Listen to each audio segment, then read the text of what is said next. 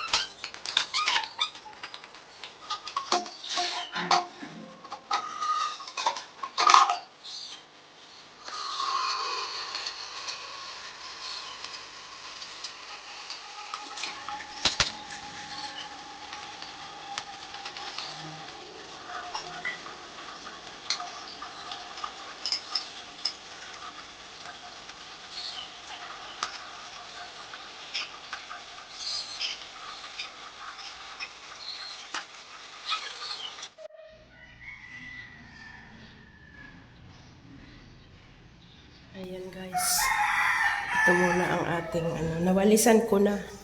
Nawalisan ko na ito. Hindi pa ako maglilinis ng bonggang-bongga. Ayun. Tingnan nyo naman ang ating. Ayan. Ang dumi. Ay! Kaloka. Ayan yung shower. Sira na yung lagayan.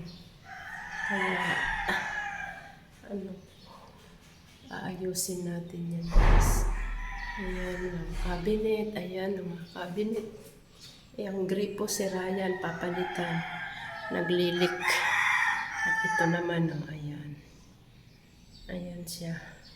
Maraming bakas ng nakaraang mga ipis. Ang daming ipis dyan, guys. Ayan, yan lang po muna. Update ko kayo pag napinturahan na at ready for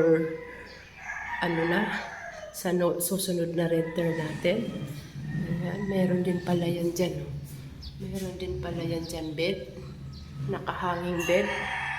Ayan, ginawa ng aking partner in case na gusto nila dyan matulog at dito naman lagay nila yung sofa. Ganun. Ayan. Thank you. Thank you sa inyong panunood. Ayan. Yan ang itsura pag dito na sa Pilipinas. Haggardness. Kaya shout out sa mga nasa ibang bansa dyan. No, dyan na lang kayo para hindi kayo mahagard. Nakakaano talaga dito sa Pilipinas once na talagang naglakad ka sa arawan. Ayan, ganyan. Ganyan ang itsura.